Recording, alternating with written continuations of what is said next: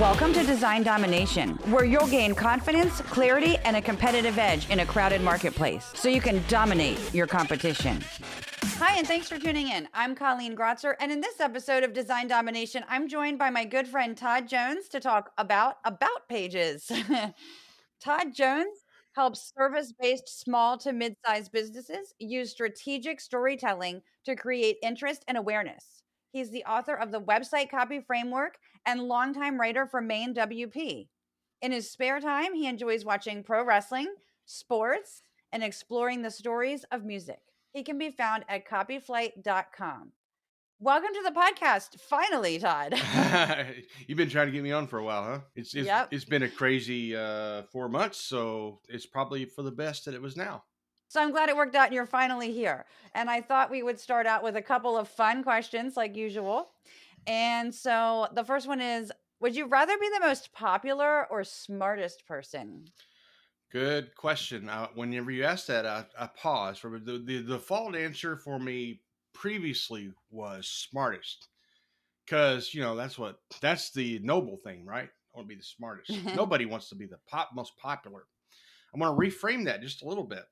I'm going to choose popular, but in the context of charismatic or charisma. It's something I've been thinking about. I think there's a slight difference between charisma and popular. And you could have a whole podcast episode about charisma. But, um, I, you know, I think no one wants to, well, I won't say no one. Most people don't want to be the smartest person in the room. A lot of people don't want to be. Some do.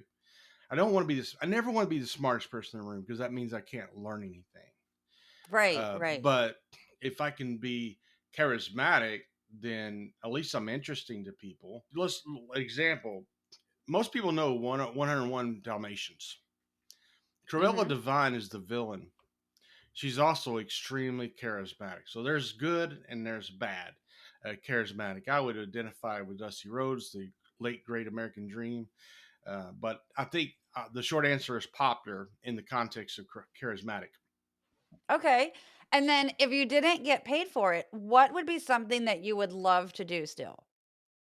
Uh, Storyteller Cafe, listening to people's stories. I was telling you earlier about the Professor of Rock. I get to listen to stories of musicians through him, and I would do my own version of that, except it would span different eras, not just music, but wrestling and artists and business owners, inspirational people. I have a few that I have bookmarked in my head. I would like to interview that transcend all that. Cool. All right. So, like I said, we're going to talk about pages. And so, why do you get so excited about pages? Because I know you love them and you talk about them. That's why I had to have you on to talk about them. Yeah, I gave myself the moniker, the about page guy. I just threw it out there, and I've left it up for a long time. And Andy Castadona from big agency in Chicago, he pinged me and said, "Hey man, I'm doing an article on about pages, and you're the about page guy, so I want to use you as a subject matter expert." Like, okay, but here's the thing: about pages, they get treated like stepchildren. Really, I mean, most people do basically make it sound like a resume, especially individuals, solopreneurs. But you have a chance to show your credibility as a service provider for what you do. You have a chance to it makes you more personable. You have a chance to increase your brand, who you are. Those things are huge with an about page, and people don't look at them that way because they tend to think of them as like, oh, this is a place where I put my uh, CV, my resume. Well, if you do that, that's fine. Just don't make that the only thing. You do want to build credibility. You want to be, if you're going to do day rates, if you're going to charge more than the person on the platform, Upwork and that kind of thing, you have a chance to establish your credibility with about pages. But really, it's a chance to show that you're a human being, right? The story that drives what you do. So you get a chance to hear people's story on about page. Now, do people really visit about pages? I mean, are they that big of a deal? Well, I've been looking at stats for on Google Analytics for 13, 14, 15 years, something like that.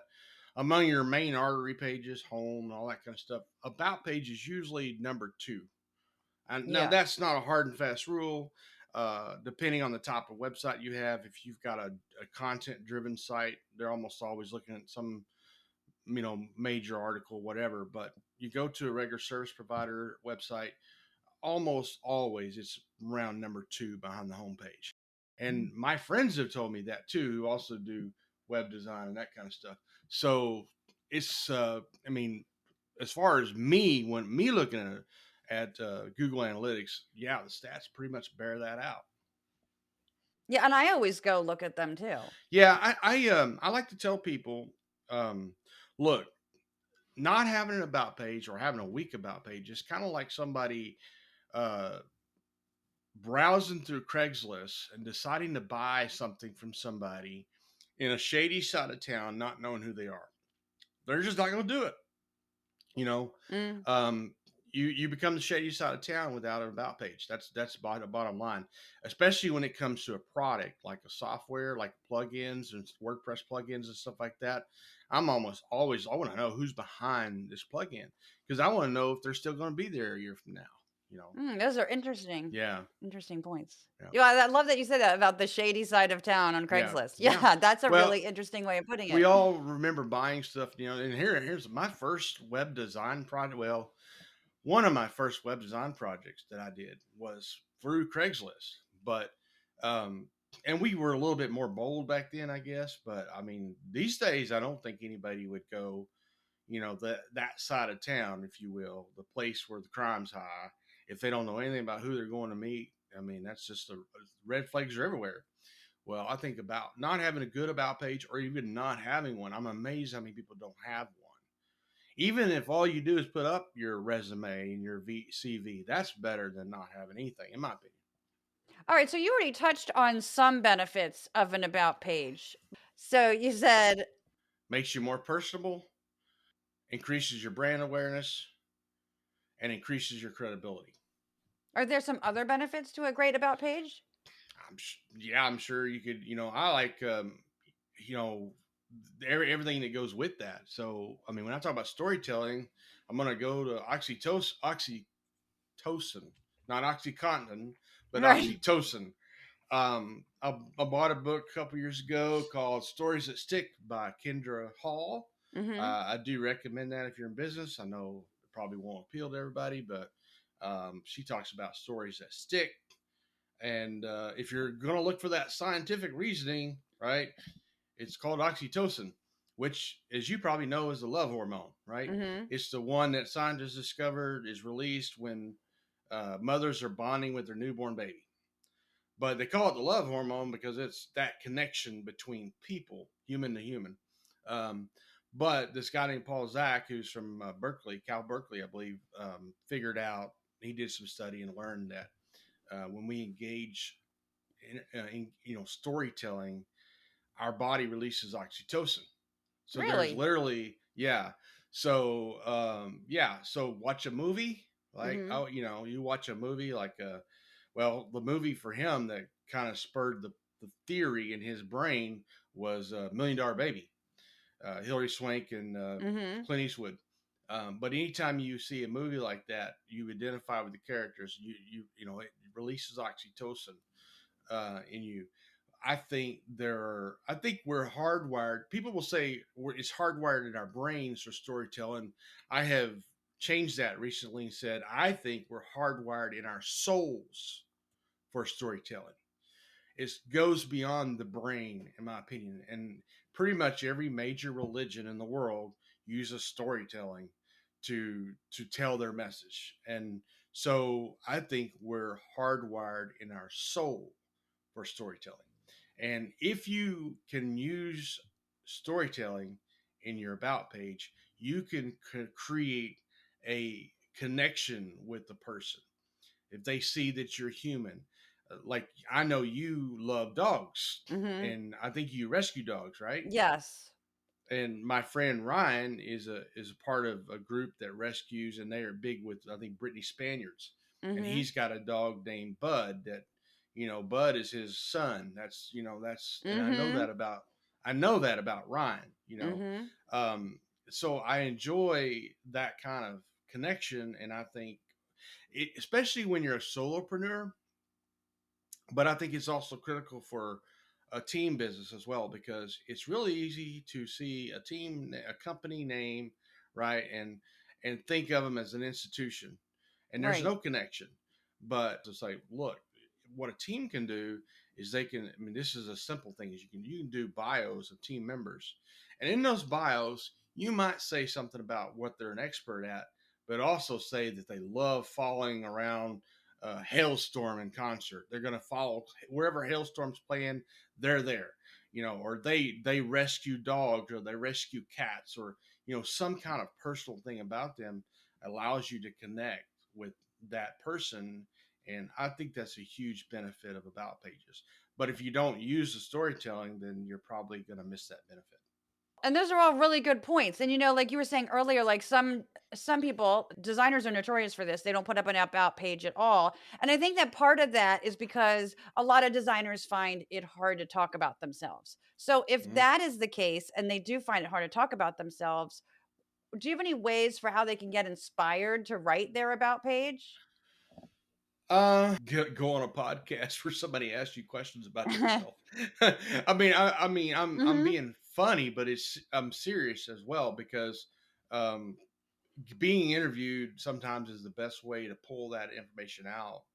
So whether you're hiring a copywriter to write about it and they're interviewing you, or you just go on podcasts like yours where you get that story pulled out of you, that could be very helpful.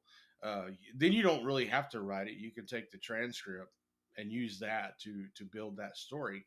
Uh, Now that is probably the hardest part of writing about yourself, your story, right? Um, the other things you put in there are pretty, like, okay, well, I'm an expert at accessibility design, and this is how I got started doing it, which of course is your story, right? I just got Um, into it by accident. yeah, I wasn't doing anything with it. I hadn't even heard of it and someone approached me about it. So exactly. And that is to me an interesting story. And I think, as someone who likes storytelling of people, I find those stories, and I like, oh, I want to know more about that. Mhm. Um, so honestly, I mean, it's hard to get inspired about writing it, especially if you're looking at it that way. So it might be best to have a friend or somebody who's skilled at asking those questions to do an interview with you on Zoom or something where you can record it, right? And then, but That's a good idea. you want to go, like, if you talk about the four pillars, those are different, like, cornerstones that you can, like, go into to help create that about page Mhm. story. Well, there's four: and history, passion, values, and skills. I think for at least two or three of those, you could probably write about it without much problem. Like, for interesting, when I talk about skills, I'm really talking about the things that enhance your credibility. So, third party testimonials, documentation of that. Anytime you've been on a podcast or been interviewed in an article, you do that really well on your website. I was looking at that Oh, on today. mine? Yeah, where Oh, oh, thanks. I've been interviewed by these people, right? Yeah, yeah. And one of them is Main WP, Yep. and you gave me so much stuff, I had to make two articles out of it, which is fine. Um, but anytime and that's if you say, well, I've never been interviewed on a podcast or PR. Well, then you got some work to do, right? But it's really not too hard. Usually, your niche industry will ask people about their story at some point. Like, for instance, my very first one that I remember somebody asked me was Open Source Magazine, I think is what it's called, online only, opensource.org or something like that. They wanted to know my open source WordPress origin story. I'm like, okay, I don't even know how. Maybe I requested to be, I don't know. I don't even know how. It wasn't even a niche to WordPress, it was a niche to open source community. So, you know, Musa Sam, if you're in the WordPress space, runs WP Founders. He also does growth um, marketing for main WP. But he has done the WP Founders for a while, and that's largely what he does with that is get the stories of people. He's gotten mine. He's probably, I don't know if he's gotten yours or not, but he's gotten pretty much almost everybody I know in the WordPress space. So there's usually a niche publication somewhere who want to hear something about how you got started or whatever. So that's great. Um, and then of course, if you have certain skills like you've gotten some training that that few people have, that's always good to add. I'm not necessarily, I don't necessarily advocate putting all your stuff there, but okay, have you gotten a digital marketing certification from HubSpot? Yeah, not everybody has that. Now a lot of people do, but you know what I'm saying. There's Mm-hmm. different stuff you can get along the way that adds to your credibility. Those are just things that I don't know if you had. Maybe you have to be inspired. Sometimes you just have to have somebody pull that out of you, right? So maybe a friend or a mentor. Just like when I put author of the website copy framework, I had forgotten about that. I was thinking, well, I don't know what to say. And a friend of mine said, Mm-hmm. hey, you're the author of the website copy framework. It's like, you're right. So I added that. Sometimes we have our own blind spots. Oh, absolutely. And so you as a solopreneur, especially, this is why it's great to have a network, right? If you could be in a Facebook group, you could be in a Slack group, whatever, sometimes it's better to get a friend or a mentor or a colleague to sit there and help you figure out that stuff. Now, so that takes care of your skills, um, passion. Look at it two ways. Uh, Passion, like where it all comes together, right? But it also, I want to know that you're human. So, do you have hobbies? Are you into Hailstorm? Are you into rescuing dogs? Are you into professional wrestling? Do you like dirt track racing? Are you a big NBA fan? Whatever, just tell me you're a human being where I can connect somehow. You didn't even have to be the same thing I'm into, but and then when it comes to your history, I usually tell people either your founder story, if you're a solopreneur, it could be your origin story, like how you got started, what you're doing now. And the best question to ask is not so much what, but it's where. Where was I when I realized this is the thing I wanted to do? Mm. Where was I? What was going on? Who was I talking to? What was the smell? What was the scene? That's a good place to start. The other one I say is pivot story. That typically is that can be a really interesting story, and it can be something an individual does. For instance, I did an article at Maine WP last month. I can't remember the lady's name. Uh, she was a featured user, and on her about page, and I didn't consult her, so I'm guessing she had a copywriter or she's just that smart. But she talked about she had a dead end job, driving an hour and a half every day, commuting, and decided she didn't want to do that more, and she pivoted. So she had her own pivot story. Her origin story was a pivot story. But a lot of companies will. The one I remember, and I can't remember the company now, but I got one of those situations where you pay $10 and they send you the book. Um, they're an e-commerce company, but they were doing something totally different with their software when they started it, and they were like running out of cash and had to let everybody go. And the founder got on the call with long-term customers and asked them how they use the program, the software, and they learned that they use it way differently than they were thinking people did. Hmm. So they pivoted their whole company to to messaging it like marketing it like the way their existing customers were using the product, and it changed everything and they grew.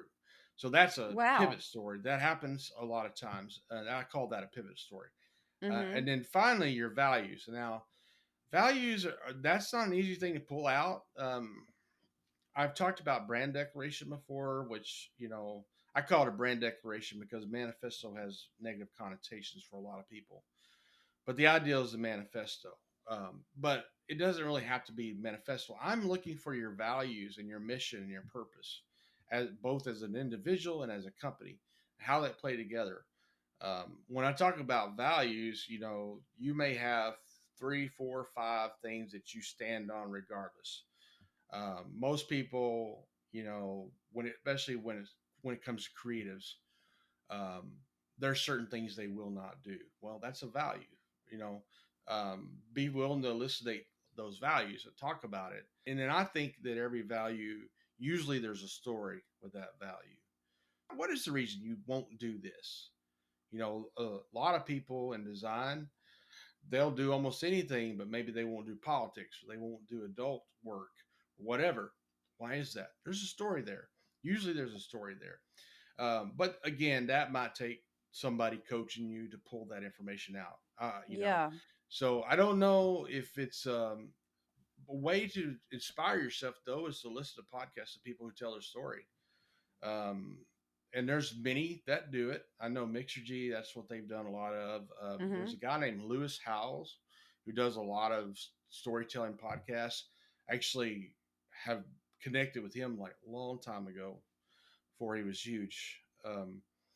But there's a lot of podcasts out there like that that you know they'll talk about, and some will do it.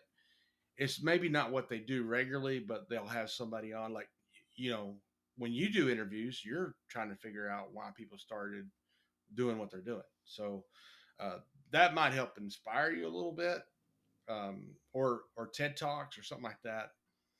But likely, it's going to be hard to pull that out for yourself. You probably will need somebody to help you. Well, when you were talking about when you made the first point, you were talking about, like, go on a podcast or have somebody Hmm. interview you. Oh yeah, And that made me yeah. think of this service called Haro, Haro, for Hmm. help a Hmm. reporter out. And I forget how I found out. Oh, I found out about it because I was looking up something about getting backlinks on your site, and one of the things Hmm. suggested this service. So I was like, okay, what the heck, right? I try it out. So so you sign up and then you get these emails, and it'll be like different categories that you can get. Like it could be like the tech edition or the business and finance edition or different things. And there are groups of questions on that topic. And it was funny because the very first one that I received was talking about that it was a reporter looking for people to share who were course creators to share their story. Mm. That was the Mm, very okay. first email I got, and I was like, "Oh, I can't Mm. believe this," right? And so Oh I wow. actually got published on a few different websites that this reporter was putting that story on. So that was kind of cool. I haven't yet put those on my website, but I need to Yeah, put the logos on there and link to you it. should. But that's exactly what happened. So that was a free way to get my story out Yeah, there. and that's a great story, and you probably got a good backlink for it from an SEO standpoint. I just and it can happen, right? Just don't if you're trying to get your story out and you're having trouble. Maybe pitch to a friend you know who runs a podcast. Hey, can you have me on your podcast? I've never been on a podcast before. I need experience and help me pull out my story. And most people who run a podcast will do that for their friends, you know, to if it fits with what they're doing. And but that podcast may not have some great backlink that maybe being in Forbes or something like that will. But that doesn't mean that it's one of those things where you got to start somewhere, right? But if your goal is to get somebody to help you pull out your story, then any podcast, no matter how many downloads they have, could be really helpful for that. But you're right about Haro. That can be a big backlink. That's why I talk about credibility enhancers under skills. I probably should change that to just credibility enhancers. I actually come up the name credibility enhancer comes from Haneke, and I can never say her last name, but she's a copywriter from the UK, and I stole it from her, so I can't take credit for it. I do like the term credibility enhancer. It's stuff that enhances your credibility, but it's also part of PR, public relations. So, and every business should try to find some way to do that, even if it's being on niche podcasts or in a niche publication. Um, Usually you start somewhere before you get to the bigger ones.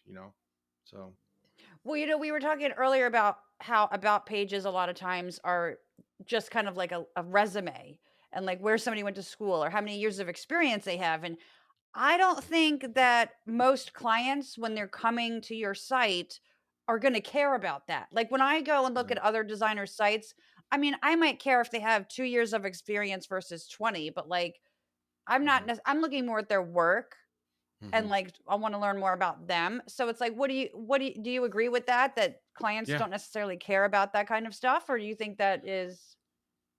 Yeah, no, I agree with you. Now, I think they want some credibility, but it doesn't mean have your resume has everything, and you know how a lot of us are, especially if we've been in the game a while.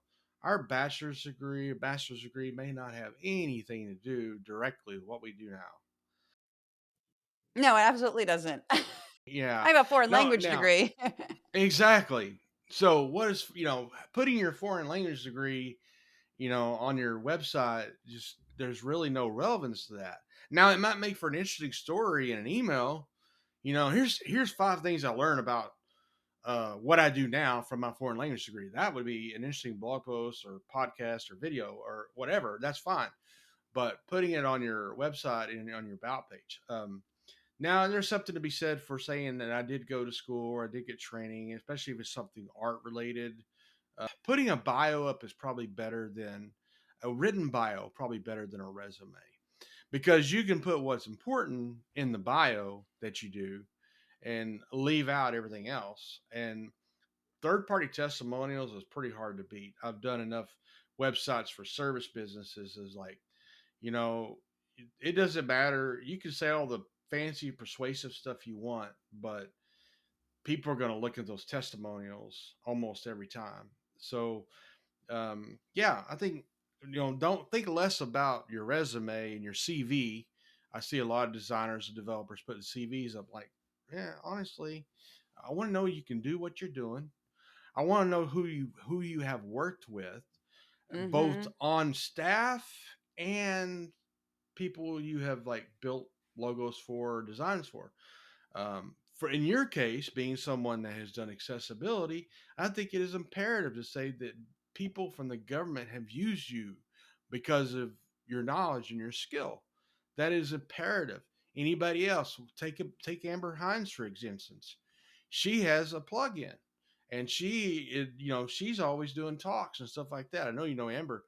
Yep. One day, I'd love to have you and Amber on a roundtable to Oh, talk that would be cool. accessibility. Yeah, it would be. Yeah. And but it's she has a plug-in, and I would imagine at some point she's done stuff for some government agencies. I don't know, but it's imperative that it goes directly with what you do.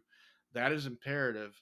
It doesn't mean you have to be all grandiose about it, but definitely, if you've got a governmental department agency willing to do a testimony and put their name on your website, I mean it's pretty hard Well, to that's a beat. problem with many government testimonials. You're not going to get a I name with know. them. I know, and that's if you can get anything from them, I don't know what you can get from them. I'm not too interested in working with the red tape, but I'm thankful for people like you who are. So, I have, Only sometimes. yeah, yeah, I know you got it. You can't put your sanity. Check your sanity in to always do that kind of stuff, and there's a reason people get paid a lot of money to work with government, and they earn every bit of it because they have to Yep. put up with all this stuff. You'll hear something about, oh, so and so had this logo made and it cost them $2.5 million, and they're like, what? Well, you don't know what they had to go through to come up with that logo. Give them the money. So that's how I feel about that. It's tough, but yeah, it's okay to put stuff on there that speaks directly to your relevant skills. But I think overkill is a resume. Okay, so what do you think about this? Because this drives me nuts. And I have to say, I used to do this when it was just me, right? And I didn't have any help, right? And this drove me nuts for years because it was the I versus we. If I'm an Yeah. I felt like sometimes I was like actually one time I do remember, and I was on my honeymoon actually, and I checked my email to see if I had gotten this one project, right? That's all I was doing. I was just checking it real quick. Okay. So don't like go crazy about it that I was checking Hmm. email. But that back then it was, it wasn't like Wi-Fi and all that, right? This is a long time ago. But anyway, so I checked email to see if I had gotten this project, and I was so mad because all it was a media kit job. I could have done that in my sleep. I had done them before, Hmm. it was no big deal. And the company said they didn't hire me because I didn't have staff. And I'm like, what the hell would I need staff to design a media kit for? That's insane, right? So then I thought maybe I should start saying it's, I'm a we instead of an I. And so then I was like, okay, then my about page is going to be about us instead of about Mhm. me, right? So, but I see, and it drove me crazy for years because it's like when you say you're a we or an us, then you may get larger work. Maybe clients don't care about that as much as they did 20 years ago, right? But I do see a lot of websites where the designer is clearly solo. All over their site, they're talking about, well, a lot of the times they're talking about themselves in the singular, but then you have like an about us page. And I'm like, who's the us? You're talking about Yeah. yourself on all the other pages and and it's good stuff what they're saying. But then I'm like, why are you then saying it's an about us page? And I kind of feel like, well, it's not even, yeah, Stock theme. it feels like that. And it feels like they're just trying to say that to sound bigger, right? Because that's what I was trying to do at least. But Yeah. it also feels like, I mean, I at least had this thought too. I did really good work by myself, and to say that I was an us was also making it sound like more people were responsible for the great work that I was doing by myself. So why should I, not take all that credit, right? So I feel like there's a conflict there, especially with designers with this about us, or maybe it should be about me. So let me ask you first of all, not to be nosy, but how long ago were you on your honeymoon? How many years was that? It was almost 20. So 20 years ago, companies probably made a big deal, was probably a bigger deal about that than Mhm. they are now. I think we're in a place now where people understand that, first of all, freelancing, solopreneurs, whatever, is much more accepted now than it was 20 years ago. And I think people realize, especially when it comes to creatives, that a lot of times you're solo, Mhm. and you may have an LLC, and most people do. And so that doesn't mean you have more people. So I don't think it's as big of a deal anymore. Second of all, I would always be honest about who I am. Yeah. Now, and that goes for if you are having somebody help you on a contract basis or subcontract. So I'm a solo, but I use somebody to do this for me or somebody else to do this for me, just so you know. Right. Because I had a well-known content marketing guy said the other day they let a freelancer go because they found out he was subcontracting. I think it was a he, subcontracting, and he didn't tell him. And he's like, "Don't do that." I'm like, right, don't do that. If you're subcontract, you need to clear it with the person you're working with. If you're working with somebody and you say, "Hey, I'm overloaded, but I've got this person," and you need to stake your life on that person that they're going to do a good job and that you're watching over it. In this case, I think the person was not doing a very good job.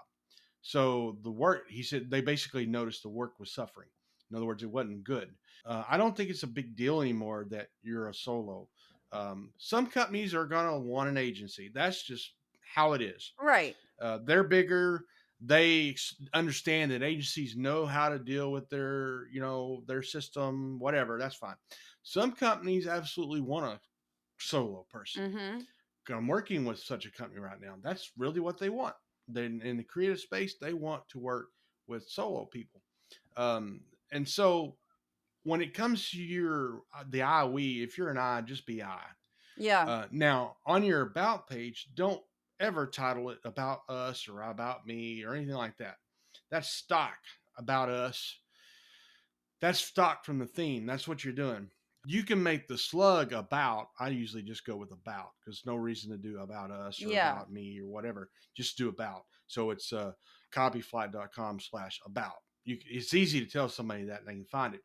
But on your title on your page, don't do about unless you say about whatever. Actually, what I would say, and this is a copywriting thing, you don't need to make the title of your page about because that's in your slug. You need to make it your desired outcome. So whatever that is, what would be a desired outcome for a designer? Design while you sleep. I don't know. I'm just making something up. We design while you sleep. We take the load. We take the creative load off. Whatever it is, make that the title of your page instead of about this or about that. So you're focusing on what the desired outcome is for your customer, rather than saying, now there's an implication there, right? It is, you are doing a page about yourself, about your business or whatever. So you want to connect that to whatever that desired outcome is, that benefit. Benefits the word that marketing people like to use. I don't, I like to. I've kind of settled on outcome, desired outcome. I got that from a conversion rate optimization. I call her the CRO queen. Her name is Talia Wolf, and so, but the desired outcome, and make that your title, because that's what they care about. You lead with the desired outcome before you ever get to yourself. There's always this question, like marketers will say, you don't talk about yourself, you use you language, you don't Right. use I language, all that kind of stuff. Right. That's absolutely true, especially on your homepage, your service page, and all that stuff. The one exception to that, and it's a slight exception, is the about page. You are free to say I, or if you have a team, we on your about page. Just don't overdo it. Remember that you're still writing to your prospective client. So you always lead with whatever that unique value proposition you provide to them. So that accessibility design or whatever it is, you lead with that. You get them to envision what it's like using you before you go into why, where, how, that you got to that point. Does that make sense? Yeah. Did I even answer your question? Yeah. I think you did. A lot of solo teams have staff, for lack of a better term. Sometimes that staff is, they're all subcontractor or the contractors, and that's fine. You can Right. you That's still a can we. yeah, it's still a we, and Right. that's fine. And if you have a staff like that, and there's somebody that will actually interact with customers, I would say on your about page, go ahead and put their bio up. It doesn't have to be a big bio, but Mm-hmm. um, this is Tammy. She's account manager. You probably will speak to her at some point. Tammy likes to cook on the weekend, has her own YouTube cooking show, and blah blah blah. This is John. He's our developer. If you have a question about your website and you need to have something added, John's going to be the one who does that. And John plays rock and roll in a rock and roll band on the weekends, or whatever, that kind of thing. Um, so that there's nothing wrong with that. But if you're a solo and you just use a VA or something like that, uh, which is a crucial part of your team, it's up to you if you want to put a VA on your about page or not. But it's most people understand solopreneurs work solo, but often use others to Yeah. supplement when they need it. I think most people understand that. And you were saying earlier, if you're just, I don't remember exactly what you said, but it made me think of like, so you're talking about like I versus we. And it's like, like for years, I was just going back and forth about it, right? For Mm-hmm, those mm-hmm, reasons I already stated. But it's like, yeah. then I know what you said. You said something about people sometimes want to work with a solopreneur or Mm-hmm, sometimes they want to work with an agency. And I mm-hmm, think at least with me, and I think other designers do this too, is that I felt like I was trying to be everything to everyone. If they mm-hmm, came to me and they were looking for an I was going to be an mm-hmm, I. If they were coming mm-hmm, to me looking for an agency, then I was going to be mm-hmm. that too. And it's like just Yep. own what you are. Yep. And because I didn't want to be dishonest about it either, right? But it's like, own what you are, and then you'll attract those clients that want to work with you. Like we don't Mm-hmm. want to be inauthentic and we don't want to be attracting, clients that aren't a good fit. Yeah, and if they come to you and they, oh, I'm sorry, I really thought, we're actually wanting to work with an agency. That's fine. Hey, I have a friend over here who has an agency, Hmm. and at least give them an option. Right. You want to work with an agency? That's fine. Here's my friend. This is my friend John. He runs this agency over here, and you might find it more what you want need. And maybe one day John gets somebody. Oh, I was really looking for work for solo. Well, Yeah. go see my friend Colleen. She's the best at what she does. You know, it, always be willing to refer, especially if they're a good client. Yeah, it's being all things to all people It's isn't exhausting. always the best business strategy. No, Yeah. it's So it's exhausting. yeah. Todd, I know that you actually have something that I mentioned earlier, the website copy framework that helps people write their own copy. So tell us a little bit about that. Yeah. So, um, I started building websites on WordPress probably about 2010, maybe before that. But um, and one of the things I would run into, even when I worked at an agency, I worked at a We one time. I was a contractor for a We. Um, and one thing, in fact, here's a story for you. I'll tell you in terms of a story. I got a project to do, and it was really interesting because they turned everything over to me. They said, "You project manage it. The design is done." The girl in the office, she was a designer. She did the design. It was actually a fairly simple design, easy for me to develop. You do the development, and you do the get talk back and forth, and they're going to provide the content. Okay. One of the guys' his wife had an English degree or something. I don't know. Anyway, I waited a year for the content. I was A excited year. because over, well, really probably over a year. I've got you I beat. I'm got waiting the on a client for I think 5 years Yeah, now. I yeah. forgot. So I got the development done actually pretty quickly, which I was really proud of myself because a lot of times I get these designs and I have a hard time. I'm not the best with front end development and all that kind of stuff. And it's like, oh, I'm done. All I need now is the content. And I waited and I waited and I waited and I waited. And so this was a recurring theme, right? Hmm. With developers, designers, and developers. Anybody who does websites, whether you consider yourself a designer or developer, um, you run into this problem. And so I put together all these checklist type worksheets. And the first Adareem Summit, I gave a talk, and I think I gave that as a giveaway.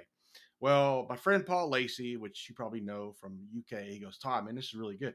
I took these worksheets, every one of them, and I sold a consultant session to one of my clients to get the content. You need to package this and sell it. I'm like, okay. So I did. I did a little bit of revisioning with it, and I got more Cohen to do a design for the cover, and my friend Devinder helped me with the page, and we rolled it out on Gumroad. And I did the original one, and it was all branded and all that kind of stuff. And I said, well, I'm going to do a white label for agencies, and all that really meant was you got all that plus I gave you Google Documents of the worksheet, so you could brand it. You could put, your brand on it, and you could sit down one to one with your client and walk through. So it's really kind of a consulting deal. Just because they fill it out doesn't mean your website's written. I do say explicitly at the beginning, it's like you're still going to need somebody to write this stuff. It's more or less the pre-planning for the content, the written content, I should say, because I don't do anything with images or graphics. That's your department. I like to talk about web copy project in terms of three phases. The first phase is really kind of like a research. I call it research. The second phase is what I call strategy. And the third stage is the writing. You basically get the research and the strategy. The writing is left to somebody else. So what I tell you is once you go through all this and you fill out the worksheets, you should have enough to hand off to a writer. It doesn't have to be a skilled copywriter, but a writer, somebody who knows how to put sentences in front of each other and form paragraphs and all that kind of stuff, and write your content is great for first time website owners. Maybe the first or second time. I think if you're beyond that, you probably should hire a professional copywriter to write that content. So that's what I did. I do intend on revising it into a second edition.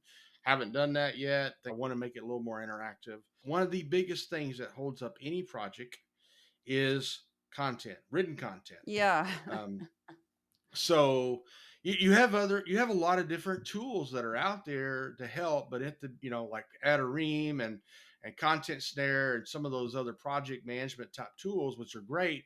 The problem is people just don't know what to say about themselves because we don't like talking about ourselves. We talked about that earlier. We don't know what to say about our story. The website copy framework is going to help you with that part. Trying to know what to say. You have a blank page problem. The best thing to do to solve that is research, and this helps you know what to research, what to find, what things to write. And I do give some copywriting formulas for pages and things like unique value proposition, that kind of thing. They're frameworks. They're not hard and fast templates, and they certainly can be adjusted to your own. I think in the future we might even have some alternate frameworks for certain pages too. But the biggest part I think most writers, good writers, can write if they just know what to write. So if you tell them, I need you to write this, and they're like, what do I write? Well, here, if you go through the website copy framework, my hope is you can take that information, turn it over to a friend or family member who's a good writer who can take it and then write your content. Okay, great. So they can find that at copyflight.com/WCF. That's correct. And you'll see on there two versions. One is business and one's a consultant. The consultant is basically the white label version. So, you don't need to buy that unless if you're a designer and you want to get a white label version of it where you can put your own logo on there and turn it into a PDF to hand to your customer. You want to get the consultant one. Awesome. Well, thanks so much for coming on the podcast. This was great. This was fun. Thank you for having me. I appreciate it. If you want to show off that you're a design dominator while supporting the podcast, be sure to grab a shirt, hat, mug, or other merchandise in one of 3 designs. Just go to creative-boost.com/merch.